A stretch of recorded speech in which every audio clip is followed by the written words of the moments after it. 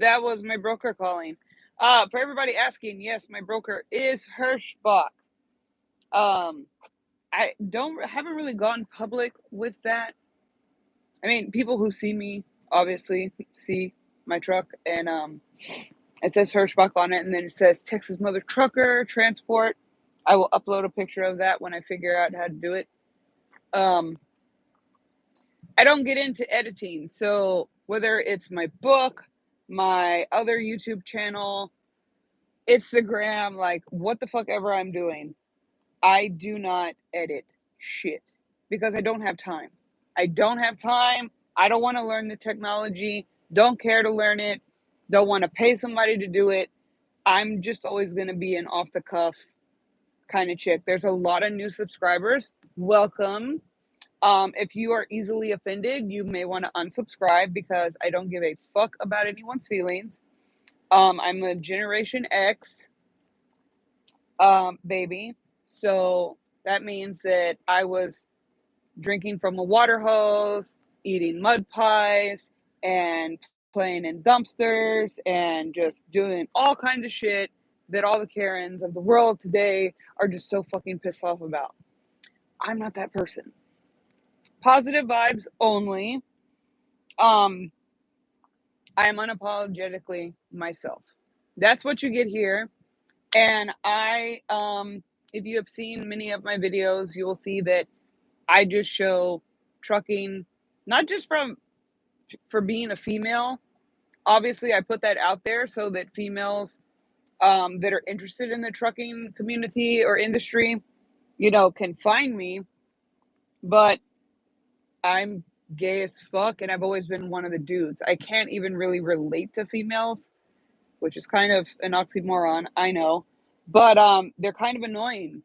So unless you're my bitch and I'm down with you, I really don't get along with females too much. My energy is just that high.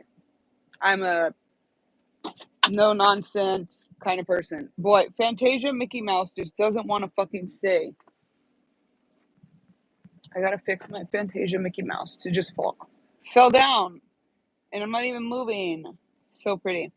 Anyways, I'll fix him in a minute. So anyways, that's a little bit about me. My brother was in an horrific. Okay, so I worked the last video. I had to go back and see what the last video was.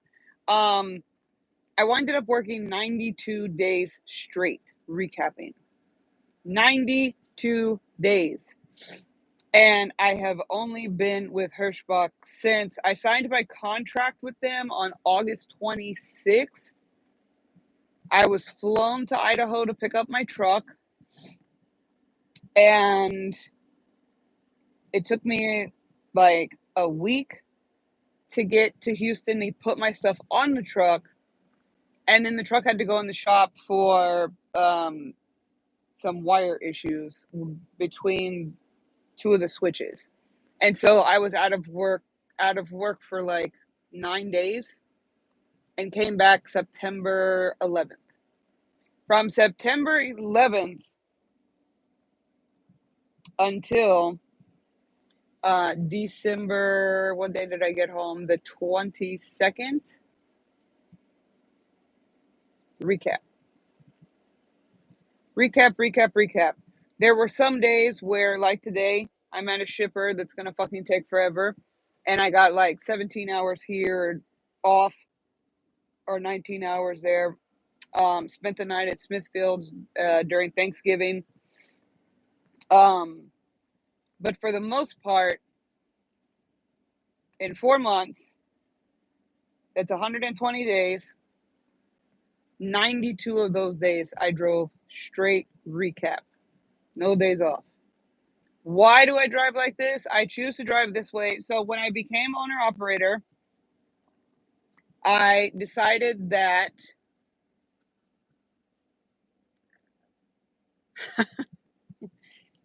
it was a lot. I'm not going to lie. Day 55, I remember like it was yesterday. I woke up and just burst into tears. Mentally, I was just broken down. It was right before Thanksgiving. Um, and I was just tired. Like, the holidays are fucking hectic to drive through, especially in the reefer division. Everybody's trying to get their meats and their shit for the holidays, whatever. But I made it through. I pushed through, kept going, kept going, kept going, kept going. So that is the way that I choose to run. I choose to run. Now, obviously, I'm not going to do that to myself again. I wasn't trying to beat anybody's record. I actually have a picture on my Instagram of a 24-hour daily log that shows within that 24 hours, I legally, without using PC at all, legally drove 939 miles in a 24-hour period.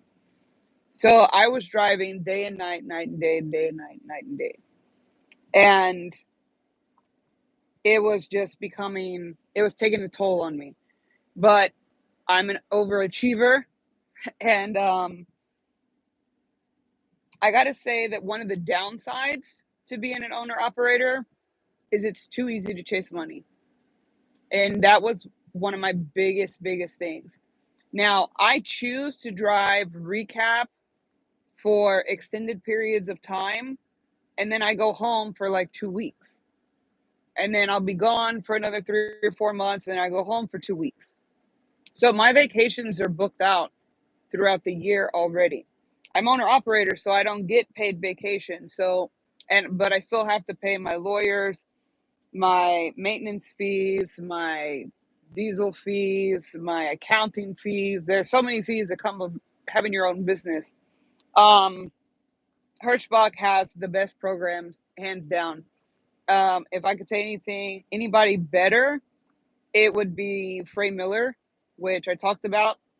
They just didn't like one of the medications that I was on. I'm not on that medication anymore, but they didn't like that I was on it.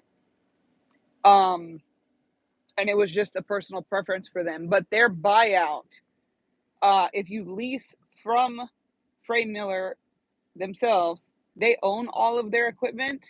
So you're literally just paying that dude back. You're paying Mr. Frey Miller back what he paid for the truck. And at the end of your contract, your lease, or whatever you sign with them, you give him $1 and he gives you the title to your truck. That is catching on with more and more people. I'm not in that situation with Hirschbach, so I just get to keep flipping trucks as often as I want to.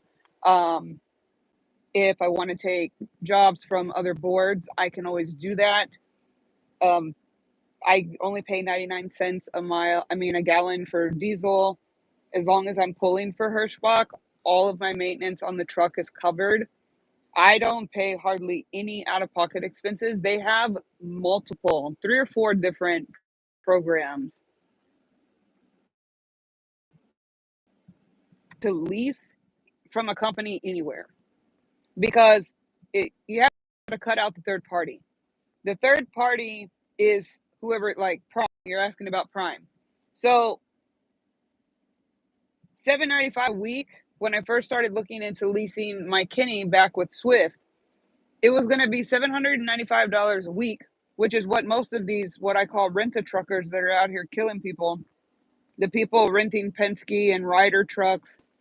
Most of them don't even fucking have CDLs and shit like that. But I respect the hustle, whatever. But the lease to purchase programs with these companies, with the exception of Frey Miller, and there's a couple of other mom and pops. You have to do your research, but I have heard there are other companies that are matching Frey Miller. So look for the smaller fleeted companies.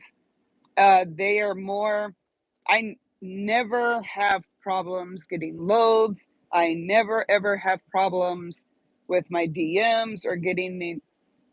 I don't have problems with nothing with Hirschbach. I wouldn't have with Frey Miller either. They were great. But I never actually signed a lease or drove for them. But leasing,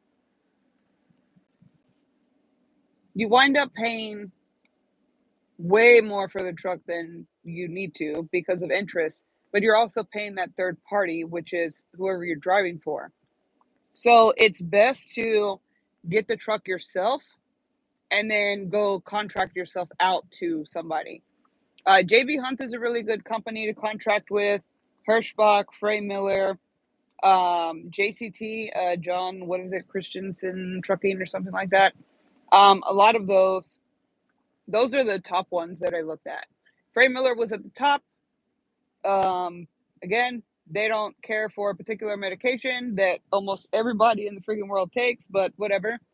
It wasn't so much the medication; it was how my doctor prescribed it to me, so that I didn't have to stop at a Walgreens every fucking month. That's the problem that they had. So Hirschbach it was. So that is looking at all of the different lease options. If you can get the truck on your own and go use another company as your broker, like Hirschbach is my broker. And then I use Trucker Path, their job boards. Like if I haven't had any downtime, but if I had downtime, I could go to Trucker Path or whatever. Frey Miller is amazing. Everywhere I am, Frey Miller is. There's a Frey Miller parked right next to me, as a matter of fact. Hirschbach and Frey Miller have the same accounts. They both only run reefer. So I mean, wherever Frey Miller is, Hirschbach is right there. So I'm praying that Hirschbach will pick up on the fact that they could get a lot more drivers if they would match that Frey Miller lease purchase. That would be the only lease purchase that I would ever recommend to somebody. If you can get the truck financed through mine, like through the credit union or whatever your situation may be, and then you use them as a broker, I pay 16 cents a mile for 99-cent fuel, all the DEF that I ever need. Obviously, I'm pulling for them, so their reefer I don't pay for. If anything happens to this truck that is not my fault, if I get drunk and go run into a tree, obviously they're not going to cover me. But what did your message say? They used to run cattle. What I heard. Yes. Actually, we do a lot of beef processing plants in Texas, but more so in Kansas. Kansas is where I get almost all the fucking beef. You will see all national carriers, JCT, Covenant, Frey Miller, and Hirschbach. We all live in Dodge City, fucking Kansas, at the National Beef Factory. Which I'm going to Florida. I'm taking whatever Tyson's got for me today. I'm taking it to Florida. And then from there, I'll probably wind up in Dodge City, Kansas. That's just how it goes. But as far as leasing, going back to Robert's question, leasing from a company is not worth it. It's just not. What happens is, so your accountant will break it down for you. They will let you know how many miles you need to drive just to pay for all your deductions. Now, your truck payment is going to range anywhere from, I think the lowest I saw was like $700. And if you want like a brand new Kenworth or whatever, you're going to pay like $950 every week. So that's just your truck note. Then you got to pay for your maintenance fees, your diesel fees. There's a list this long of fucking fees that you pay. Your comm data fees, whatever system we have. What is this thing called? I don't use it. It's called a Geotab, but I don't ever turn it on. I use the app. But you pay for that. You pay for your pre-pass. You pay for your dash cam. All the things that they put on the truck to make you safe. There's a percentage of that goes into this long list of deductions. So when I was doing all the math and comparing all the companies, to lease a truck from the company itself, with the exception, well, even with Frey Miller, the only difference with Frey Miller is at the end of your lease, you give him $1, he gives you the title. Done. Every other place you're going to lease from, you're going to have a balloon payment. I haven't seen less than $50,000. So it's not worth it.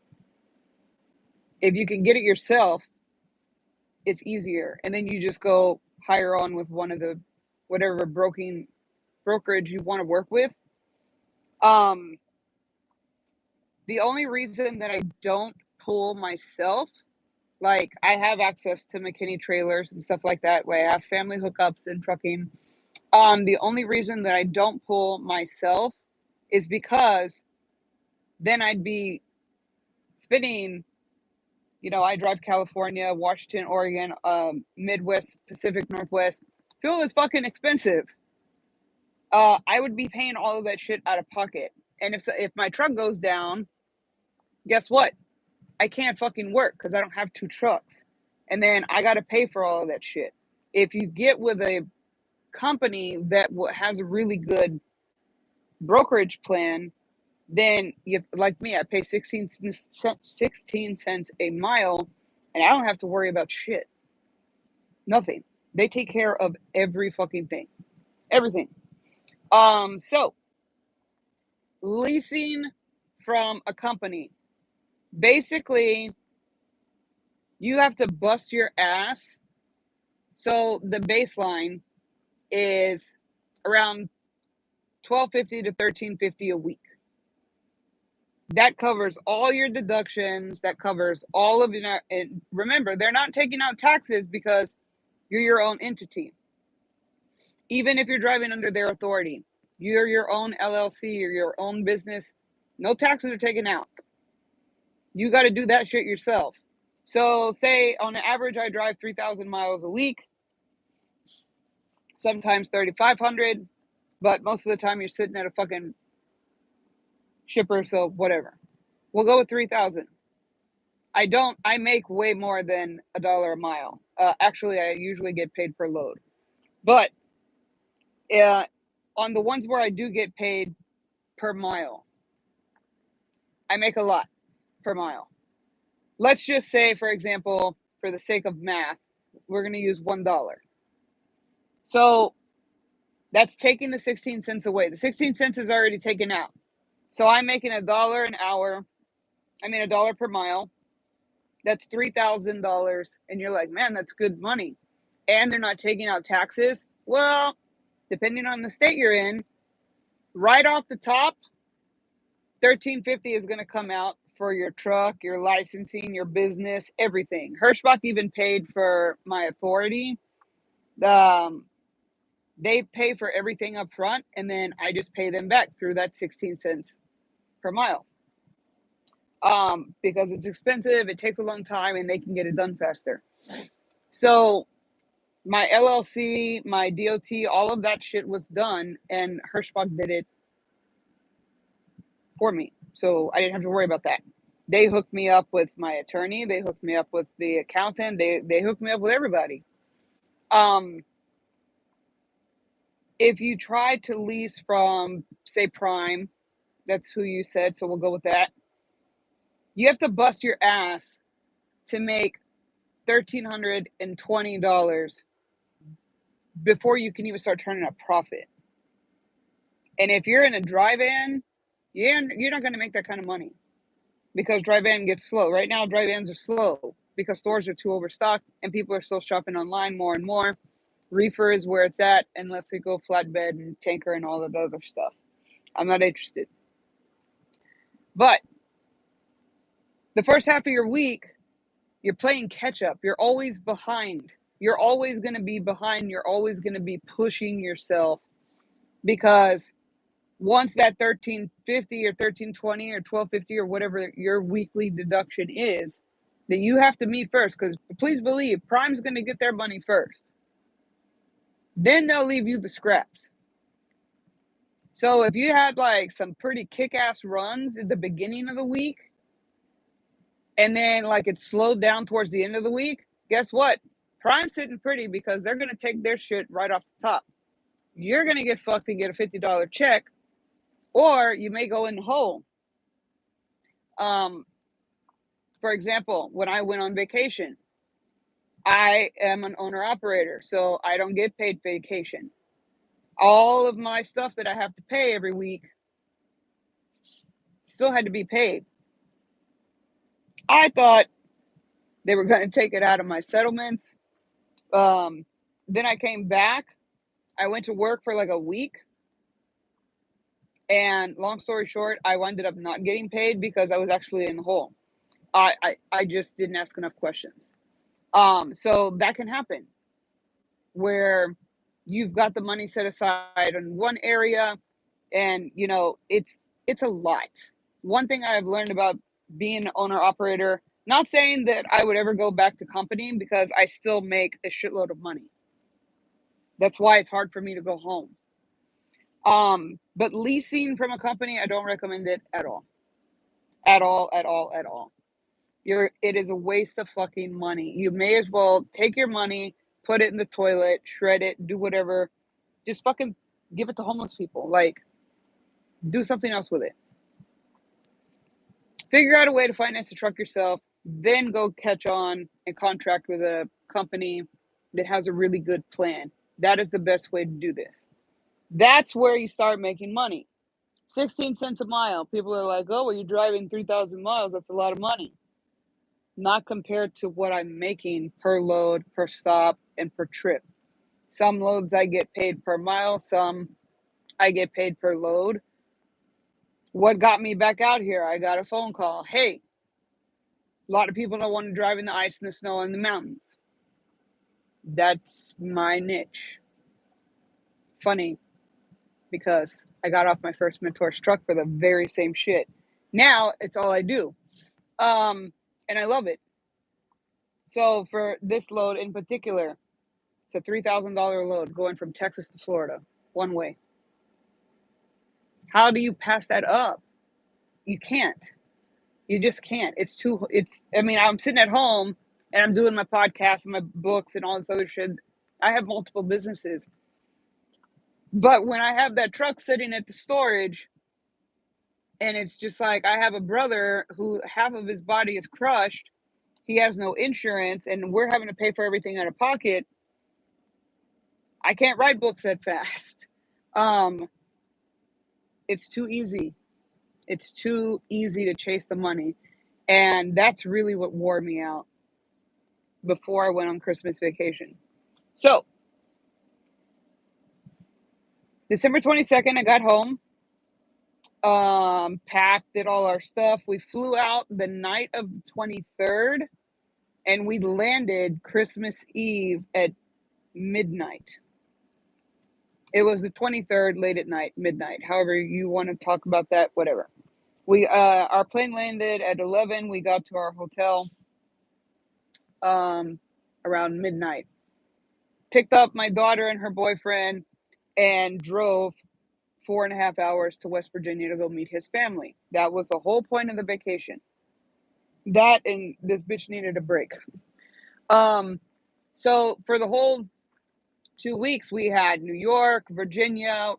We took the kids to Busch Gardens. We had all these different things planned. Of course, West Virginia each weekend. And Paul, my husband, his birthday happens to be January 1st, so we bought shitloads of fireworks. Like, we had all these amazing plans. Now, it is Christmas Eve night. I am tore up from the floor up, and I'm fun when I'm intoxicated. I am very, very fun. I work hard, and I play even harder. I would go to bed and get woke up at 1 o'clock in the morning by a police officer on my husband's phone. My brother had been in a horrific car accident back in Houston. He was in Clear Lake, and it was Christmas Eve, and his GPS was on. My brother's from Louisiana, so he's not too familiar with that area, and 45 sucks anyways. But in the Clear Lake area, he was right across the street from Baybrook Mall, for those who are familiar, on Christmas Eve night. And my sister kept calling him, turned off the GPS. His anxiety was high. He didn't have his Xanax on him. Long story short, he had a seizure and passed out behind the wheel and hit a pole, a metal pole that's actually still sticking out of my Sonata, the crosswalk thing that you push the button to say, hey, you can cross the intersection if you're walking. It came through the driver's side. It was centimeters from piercing his heart. They sent me pictures of the car. They did not send me pictures of my brother. The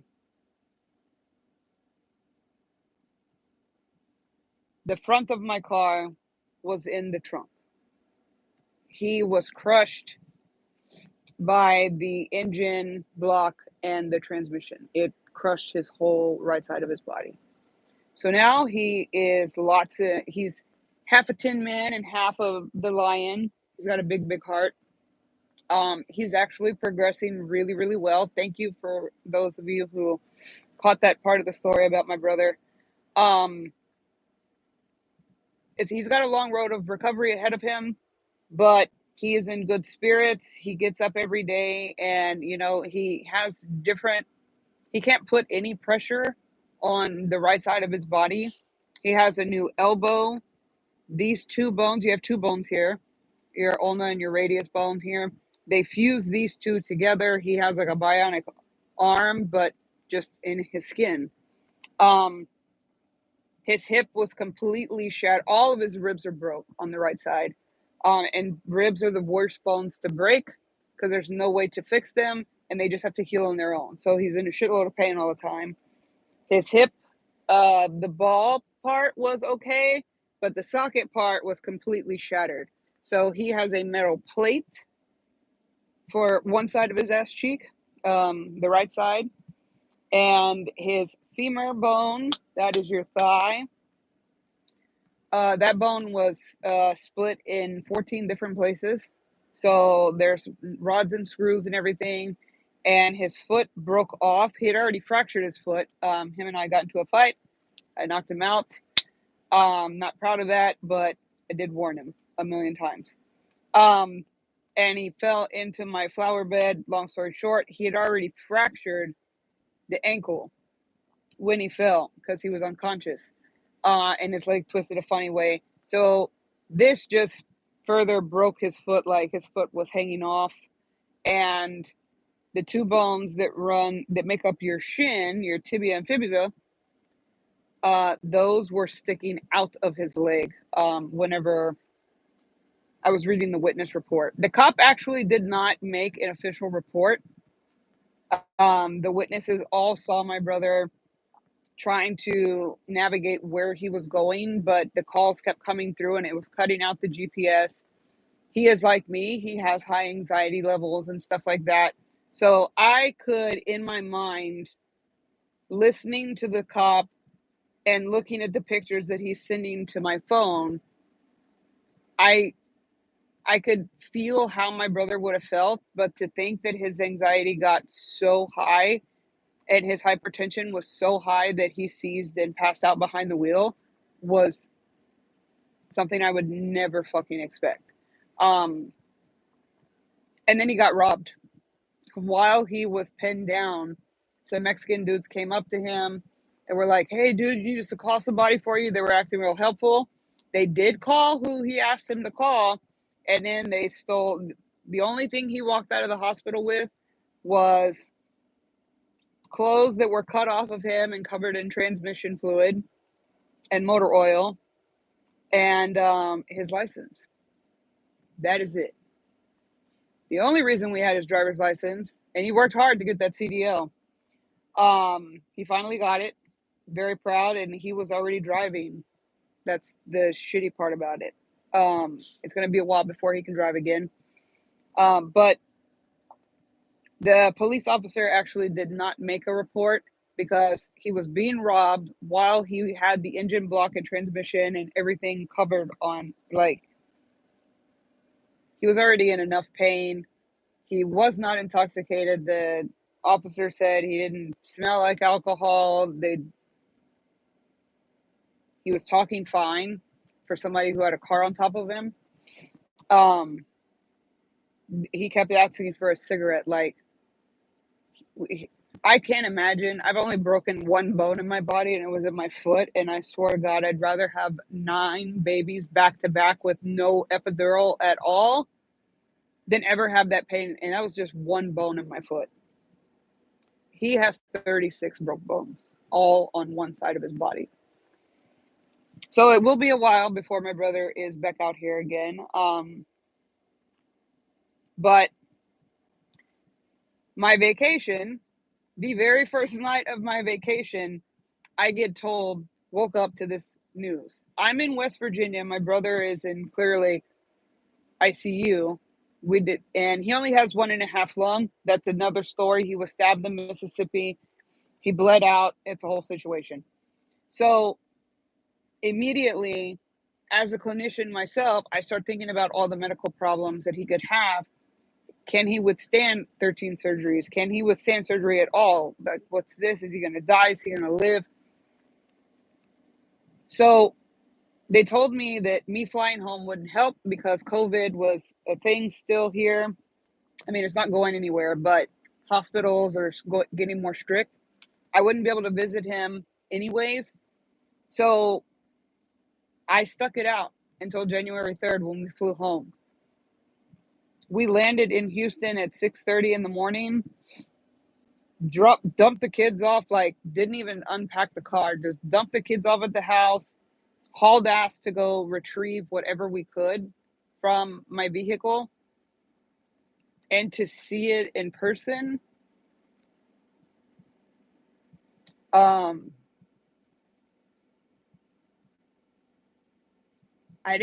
thought my brother had been lying to me. He had been telling me on the phone, like, every day he was feeling better and he was always in good spirits. He was making jokes. He doesn't remember a lot about the accident because all he remembers is trying to light a cigarette, and next thing he knows, he's in the hospital. The whole part about him having the car on top of him, the people robbing him, he has no recollection of that. He woke up in the recovery room in a shitload of pain, screaming. But the car was on the way, the salvage yard was on the way to the hospital. So I said, let's go see if we can find his phone. We didn't know he had been robbed at that time just yet. So I was like, his phone has to be in there somewhere, even if it's broke. Like, where's his phone? Why doesn't he have his phone? Like, I was wondering why he didn't have these important things. Get to the police department, that's when we found out he was robbed at the same time. Yes, I read your comment. You have to be a fucking sack of shit, cunt bastard to fucking rob somebody that's fighting for their life. You have a fucking car on top of you. It rolled up like a fucking, what are those things called? Fruit by the foot? That's what my car looked like. All the way to the trunk. And then the fucking sign. The sign, oh my God. I said, is that a fucking crosswalk sign in my car? Like, what is that? And the officer said when they cut him out of the seatbelt, all the airbags deployed. From the neck up, you can't tell that this homie was in an accident at all. Us Tauruses, we do not die. We only just keep on going. We got an unlimited amount of lives. Not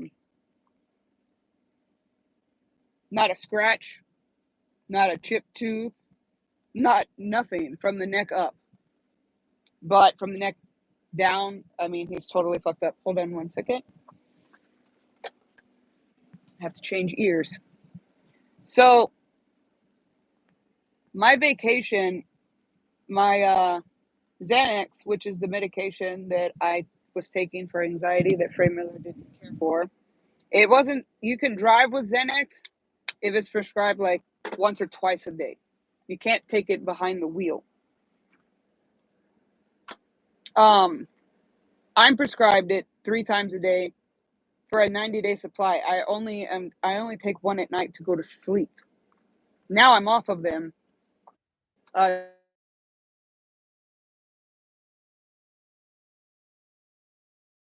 Answer that call because I know it's not Tyson. She put me on some kind of, it's not cannabis. It's cannabinoid. Anyways, it's some kind of hyped up CBD gummy shit. I take that and I go to sleep within minutes, and it calms me down. It gets the truck shakes away. It does everything, and that's what really got me through those 2 weeks that we were gone. I needed to be in Houston. I'm all my brother has. Um, my sister, our sister, I should say, so he had just left dinner. My mom had decided to come from Louisiana for whatever reason, knowing that me and my brother do not have a relationship with her, and her boyfriend had over speakerphone had recently threatened to come to my house and like kill me and my kids, some vendetta he had with my dad back in the day, whatever. So my brother did not want to go. He had told us, I said, Junior, I don't feel good leaving you here alone. You've never been alone in your entire fucking life. We're going to be gone for 2 fucking weeks. Are you going to be okay? He was working. He was like, no, I'm going to work. I'm going to make my money. He left that, he said 2 hours after we were gone, he just couldn't take it. He just couldn't take it. So my sister invited him to go with her and her husband from Kingwood all the way to Clear Lake to go to Cheddar's. And my mom and the dude who threatened to kill me and my kids is at the table. So my brother does not run around with his Xanax on him. So I already knew what kind of headspace he was in. And he got up and he left, and he was upset and pissed off and angry. And they kept calling him to come back. And I could just replay this over and over and over. So I didn't really get a vacation. I was there for all of the events. If you've seen my Facebook or Instagram post, you can hear I am drunk.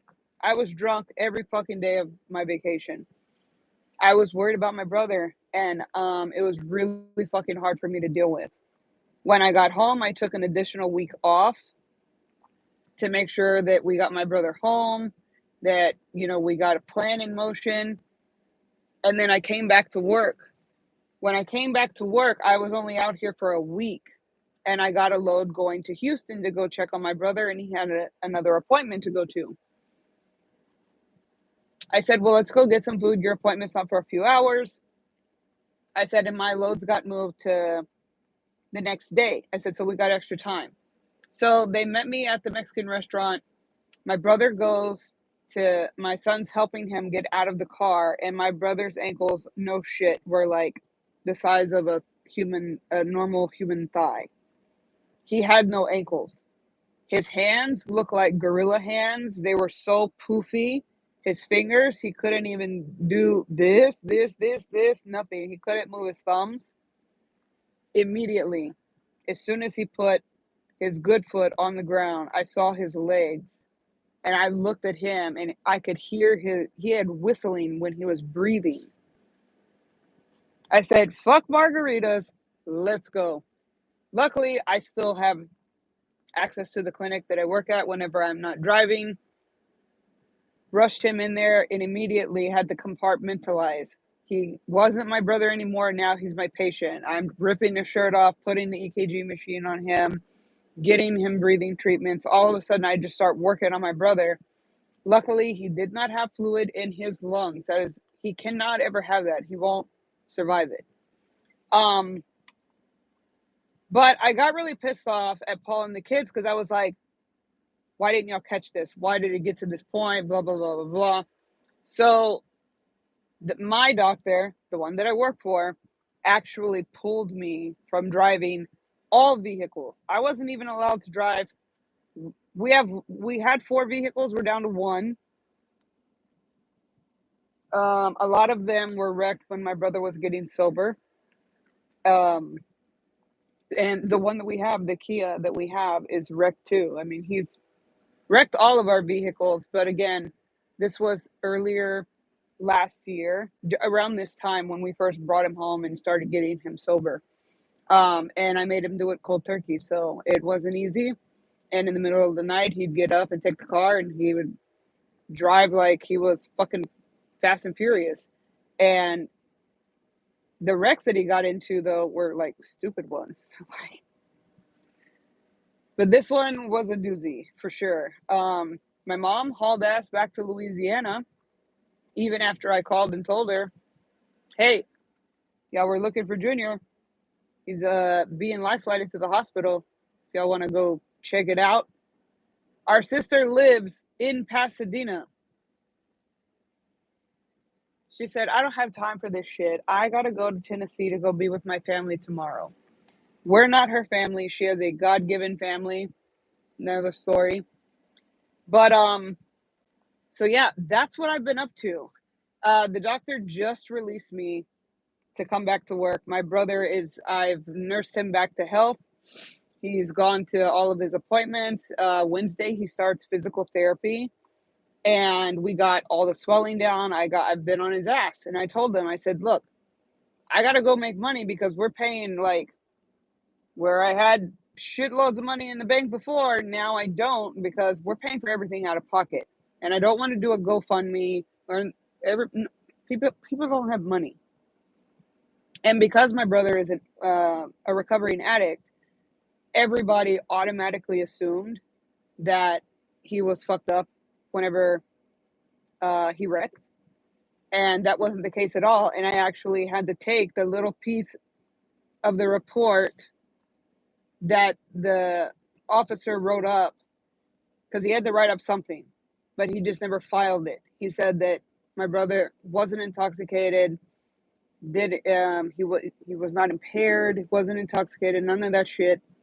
And he said it was Christmas Eve and he was just looking at this kid who just got robbed while the cop was trying to locate us and run my plates and run my brother's license, trying to find his family. His family was one on the way back to Louisiana from starting a whole bunch of shit that almost killed her son, and the sister who lived 25 minutes up the fucking road was too busy to go and check on him. So again, it's always been my brother and I, and my other brother and sister, they keep to themselves. So that's where I've been. This is my first load back out. So I had my truck parked at storage and got caught up on that because, like I said, I came back, I was in the hole. I was like, "Why didn't I get paid for this load?" And they were like, "Oh, well, you owed like this much money." I was like, "Why wasn't that taken out of my settlements?" I don't deal with my money. I let the accountant do that, and that's my bad. Won't do that again. So I'm still out here, still burning, turning, and earning. Um, my daughter made me some really cool Texas Mother Trucker shirts. So I say "just saying" all the time. I say "just saying" all the time. So it's a license plate on the front and it says "just saying," and on the back, I had no idea. She makes a lot of my shirts, but this shirt in particular, people at night specifically would get out of their truck to come up to me and be like, "Man, that shirt is so fucking badass." And I was just like, on the back, it just says it has an 18 wheeler, and on the semi, it has the state of Texas symbol, and then it says Texas Mother Trucker. So I was like, I mean, yes, she did a good job, but I mean, some of the other shirts I like them better, but I didn't get it. And then I came home one day after being out for that 1 week, and then my doctor pulled me from driving because I mentally had a breakdown. I was just crying every fucking day. Um, if I didn't wake up a month ago, I wouldn't have cared. I was in a really, really, really bad headspace. It was not safe for me to be driving this truck, any truck, or even the one Kia that's left at home. Um, so now I go to therapy virtually 3 times a week and make sure that I, keep my mental clarity. But I did not know, but I went home after my doctor pulled me from driving. I had just taken all of this shit out of my truck, and I sat on the bunk for a good 30 minutes. And Paul was just sitting in the Kia staring at me like, what are you doing? And I was crying my eyes out, because truck driving can either be a job or it's who you are. If this ever became a job, I always promised myself, if this ever became a job that I had to do to support my family, I wouldn't do it. I'd go back to the hospital and deal with that shit. It became a job for me. My husband has been laid off since August. We didn't tell nobody. We had enough money set up. It wasn't killing us, and I was making more money than him any day of the week. And he's been with the pipe fitters union for 17 years. So you union people, you can do the math. He makes money. He builds hospitals. Um, so it wasn't bothering me, but it did push me to make more money, because I was used to having both incomes. My brother was making his own money. Now we're down to one income, and this is before the wreck. Now the wreck has happened, and I'm like trying to make sure he doesn't die and doesn't have pulmonary effusion, or go into cardiac arrest. I'm thinking of all these things while I'm driving, and then to have it ripped away from me by a doctor who is, I call her mom. And my kids, I mean, that's their mom whenever I'm gone. They have her on speed dial. My husband is actually working for her right now. She put him to work. And she asked what he was making at the union, and she matched that. And we're very blessed to have Dr. Legal in our lives, and vice versa. She says that she's blessed to have us. I don't know what I could possibly offer anybody. I am a really good listener, and I give really good advice. And it's because I've lived a really fucking interesting life that I have a lot of experience in a lot of different things. But my biggest advice to people as far as trucking itself,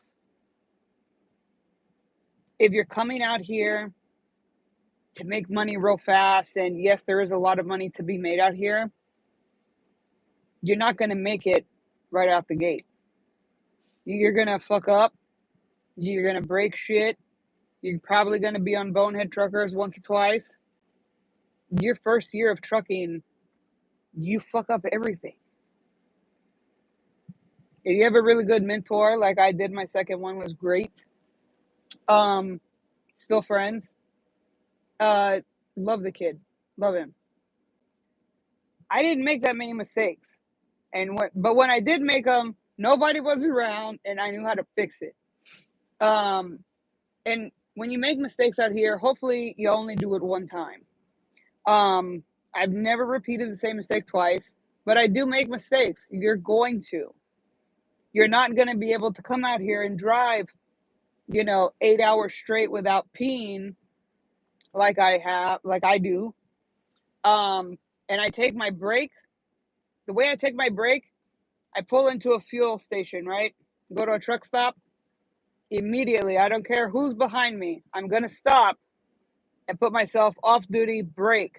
I creep to the fuel island, and then I'm usually filling up both tanks, and then I got to pull up, do the reefer, then I creep forward, and then go inside. And before you know it, by the time I get in my truck and creep out to the exit, my 30 minutes is up.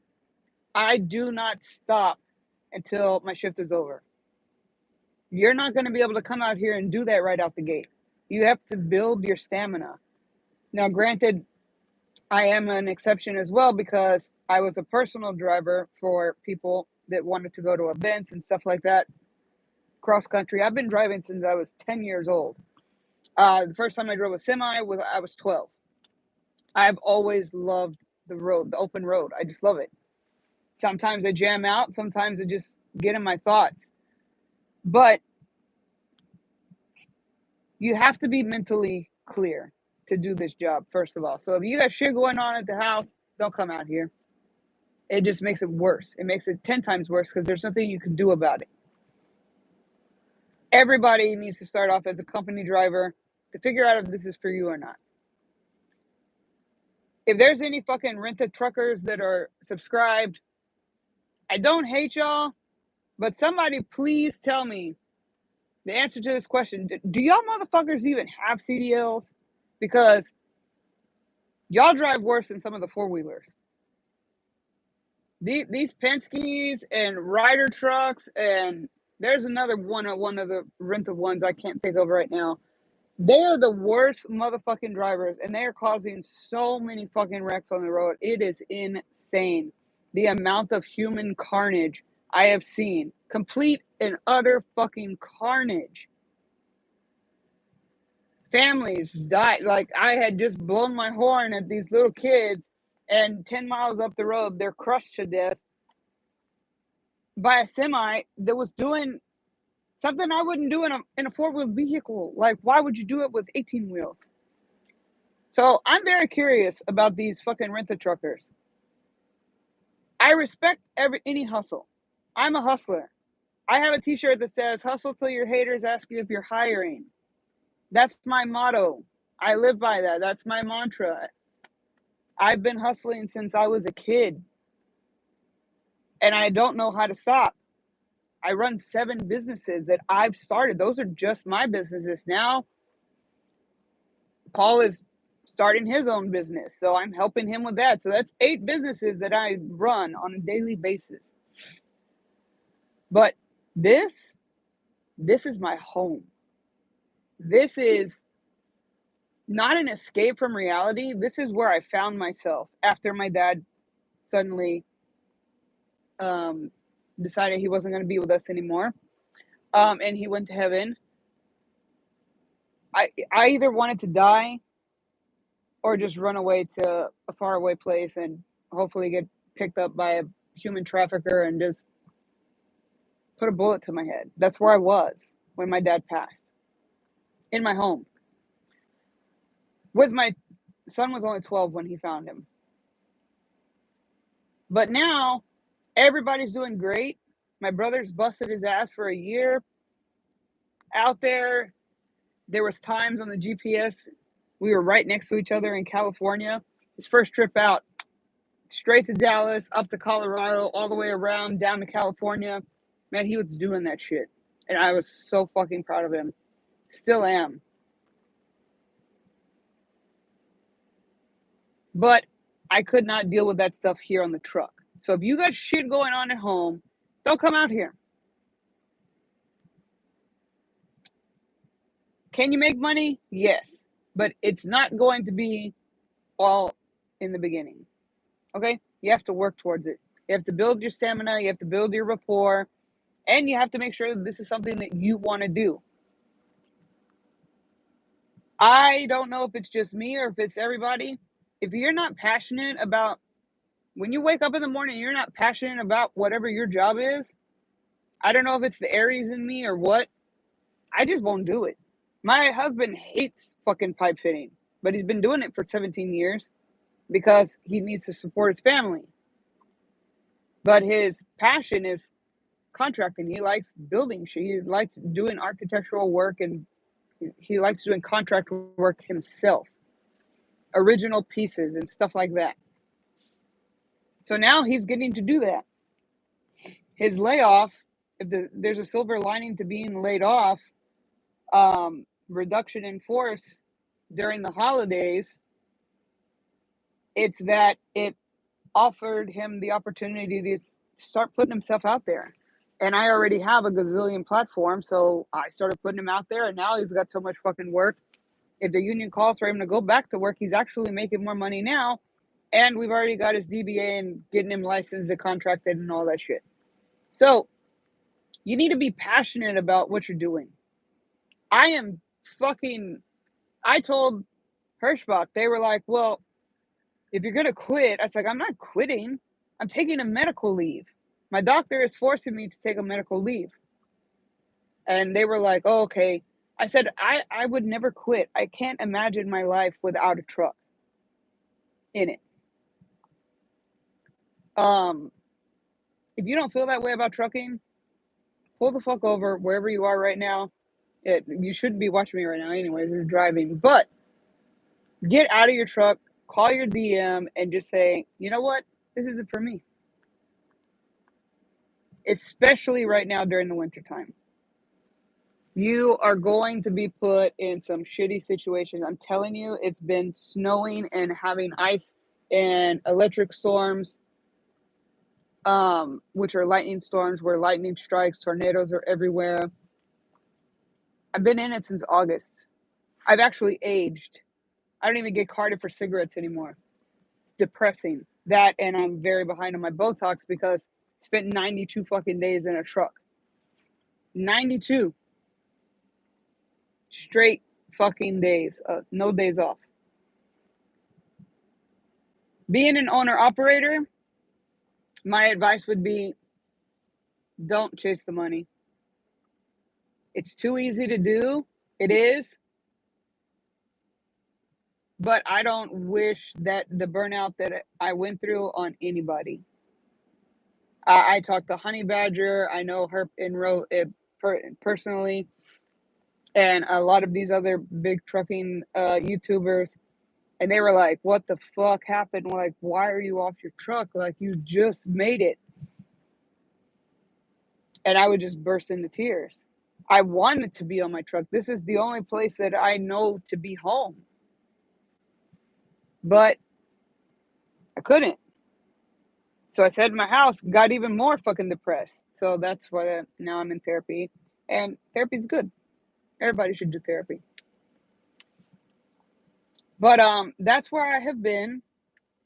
And those are the goals that I have the records I have set for myself, 24-hour period, all legit legal. You can go check it out on Instagram if you would like. And make sure to take a picture of that bitch. That was a long ass fucking day of naps and 8-2 and 7-3 splits. Oh my god. I learned how to manipulate the splits. It's legal. And in a 24-hour period, I drove 939 miles. And that was day 55. The next morning, I woke up.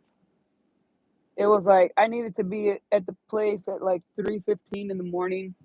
So I woke up at like 2 because I'm always right around the corner from where I need to be. And I called my daughter in Virginia and I was like, I don't know if I'm gonna make it to Christmas. Like, I'm just gonna take my truck and just fucking drive it off the goddamn mountain. That's where I was mentally. So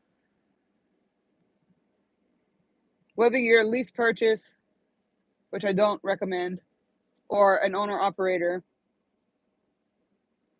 when you step out of the company side and this becomes your business and your livelihood and your life, make sure that you have a really good support system. Make sure that you have people that you can call and that you could talk to, that stay up at all hours of the night because you are driving at strange hours. I don't have a set schedule anymore like I did at the company. For the most part, I would run my 5 o'clock to 2 o'clock, 5 a.m. to 2 p.m. Done. Never had to pay for parking or anything like that. This one, these people process the meats very early in the morning and very late at night. So you're constantly turning around. Day, night, night, day, day, night, night, day. Now that I'm back, I'm me. I'm free and clear. I don't feel like dying today. It's a good day. I'm not depressed. I'm in a good mood. I'm not anxious. I'm doing great. I got my lights up. I fucking love them. And it makes me feel so homey in here. I like laid down and fell asleep with my lights on, and I put my diffuser on and my incense, and I play some meditation music in the background, and the lights go with the beat of the music, so it was so soothing. I closed these back curtains completely because I used the APU. Otherwise, I would freeze to fucking death.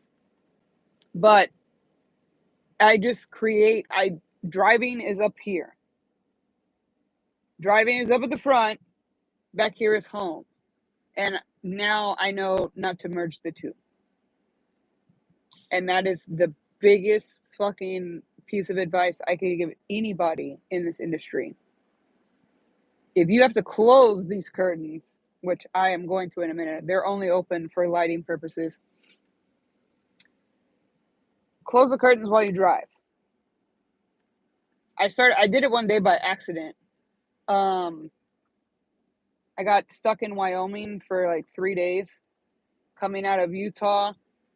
Right as you enter Evanston, it was shut down all the way through Cheyenne on 70. 3 days on the side of the road. Luckily, I have everything that I need on my truck. But the only thing I don't have is facilities. But I have my camping commode. So they finally cleared out the snow on day 3 and they let us start going in spurts. I didn't have anywhere to dispose of my commode. So I closed the curtains and secured my commode right here.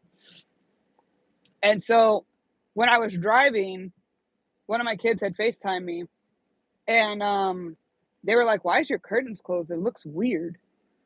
I said, "You know what? I actually fucking like it. It separates the two. This is work, this is home. Don't mesh the two. Don't do it. It's too easy to get stuck in your head. It's too easy to worry about shit at home. It's just too easy to do. And don't fucking chase the money. People who are flying down the road and always want to know what I'm yelling, the only place you're going to go that fast is Rosewood Funeral Home. That t-shirt is coming out next. It's going to say, "Where are you driving so fast to?" And on the back, it's going to have the Rosewood Funeral Home logo. Question mark. The only place that your money is going to go that you wind up chasing is to Rosewood fucking Funeral Home to pay for your life. I mean, I drove in very unsafe conditions mentally. Not to mention, I mean, I'm used to driving in the snow and the ice and all that shit. But that added on top of, like, when you're driving in these kind of elements, you can't drink water. You can't take your hands off the wheel. My truck has Tesla technology, so I can kind of take my hands off the wheel because it'll steer itself for so many, I think it's like 60 seconds. But if you're on ice, you don't do that. You keep your fucking hands on the wheel. You don't cruise control. There's certain things that you just don't do. And from August until I went home in December, literally, sorry, my phone wants to die. My phone wants to die. Literally, I just was constantly ice, snow, ice, snow, ice, snow, ice, snow. And then it just was downhill from there. No pun intended. But it has been amazing catching up with y'all. My phone really wants to die, and I really need to take a nap because these people are going to take forever. The guy who's been here since last night, he just now got called. Lucky him. They haven't even pulled my trailer yet. So it's going to be a while. But that's where I have been. I will be more weekly now. I am not going to be running recap as often. I like doing an easy day. Driving 500 miles, knock it out in my 8 hours. I'm not governed, so I can drive a lot further. I can go further, faster. I'm not a speed demon. I keep it around 68, 70. But that's where I've been. But I don't plan on recapping that much. I am going to recap the month of February because my girlfriend and I have a situation, an event. We're going to see the Van Gogh exhibit in Houston. And then I'll be back out here until June. From June 12th to July 19th, I'm taking off. So, again, I stay out here for long periods of time to go home for longer periods of time. I don't like to choose mountain or beach. I like both. That's why I bought property in fucking Mexico, and now we're looking at property in California. I don't like to choose quality or quantity when I can have both. I like to have it all. I want my cake and I want to, fucking eat it. You don't have to make choices. You have to learn how to work smarter and not harder. And that is what I have learned through this whole experience. So I have missed y'all. Thank you all that reached out to me. I chatted with a few of y'all that have been here since the beginning. Damn, I can't believe April 2019 seems like it was just like a few months ago, and now we're February 2022, and here I am, still out here doing this.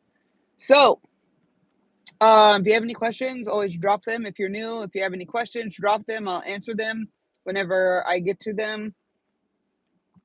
I'm not rushing anymore to get anywhere. There's nowhere to be in a hurry. And I got to do my podcast and all my other stuff, but I got to get back to y'all. Y'all been with me since the beginning. I appreciate and love each and every one of you. Haters, I love y'all the most. I'm going to teach you how to make money. And I'm going to teach you the good, the bad, and the ugly.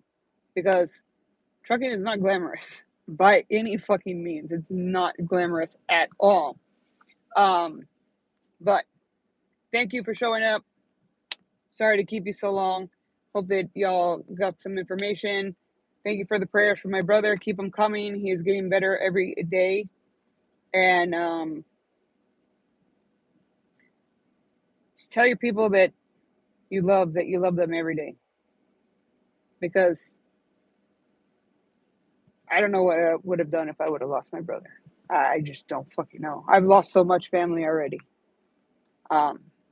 9 just in 2017. 6 at one time. Like, I don't have any blood immediate family anymore except my siblings and that cunt of a birth vessel that lives in Louisiana that calls herself my mother. I don't have any other family. It's all Paul's family. All of my family is dead other than the Quintanillas, and they're all dying too. So I don't know. I think I'm going to live forever. That's the goal. I want to be a centennial. That means I want to live to be 100. And if I get cheated like Betty White 2 weeks before my fucking 100th birthday, me and God, we're going to be wrestling up there whenever I get there. But I love each and every one of you. Be safe. If you're driving, please fucking be safe. Slow the fuck down. I did not have any pride yesterday in driving 35 miles an hour for fucking ever to get where I had to go. I think the most when I got up closer to where I am right now, it was dry. So I was okay. I was able to do 65 and be okay with it. But I drove through with the storm. If you were to watch me and the storm, I was right there with it the whole time. I think the most I drove was like 45 miles an hour. And it was never for very long at all. Drive for conditions. Make sure that you're mentally prepared for whatever is going to happen when you sit in this seat and you put the truck in drive and you put your foot on the accelerator. Whether you're in a 4-wheeled vehicle, a 2-wheeled vehicle, or you're out here with 18 wheels. Make sure you tell the people that you love them.